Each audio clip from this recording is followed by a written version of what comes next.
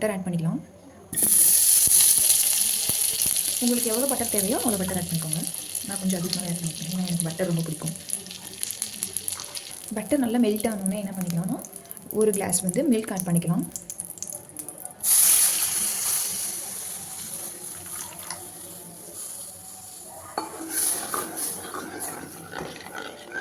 இது நல்லா திக்கான கன்சிஸ்டன்சி வர வரலும் நல்லா நம்ம கைவிட்டாமல் கிண்டிகிட்டே இருக்கணும்.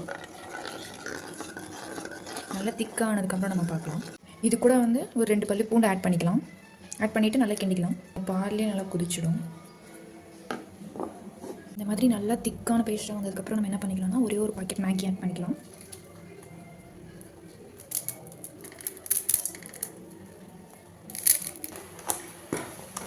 கொஞ்சமாக நம்ம வந்து தண்ணி ஆட் பண்ணிக்கலாம். மேகி நல்லா வெந்துருச்சு. அது கூட நம்ம வந்து தேவையான அளவு உப்பு ஆட் பண்ணிக்கலாம். இப்போ இது கூட வந்து ஒரு பாக்கெட் மேகி மசாலா ஆட் பண்ணிக்கலாம்.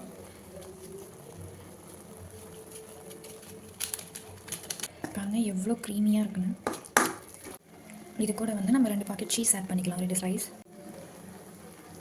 வாங்கி பாருங்கள், நான் ஆல்ரெடி ஓப்பன் பண்ணி வச்சுருக்கேன். போட்டுக்கலாம்.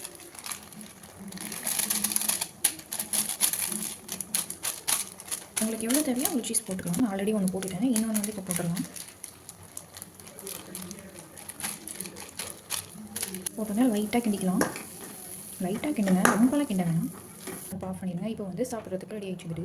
இதில் வந்து நீங்கள் வந்து பேபிகார்ன் போட்டுக்கலாம், உருளைக்கிழங்கு போட்டுக்கலாம், அது கேரட் போட்டுக்கலாம். அது வந்து உங்களுடைய ஆப்ஷனல் தான். எனக்கு வந்து இன்றைக்கி எதுவுமே போடாமல் இந்த மாதிரி செஞ்சு சாப்பிடணும்னு தோணுச்சு, அதனால் இந்த மாதிரி செஞ்சேன். நீங்கள் வேணும்னா இதே மாதிரி செஞ்சு ட்ரை பண்ணி பாருங்கள். டேஸ்ட் எப்படி இருக்குன்னு சொல்லுங்கள். டாடா, பாய்.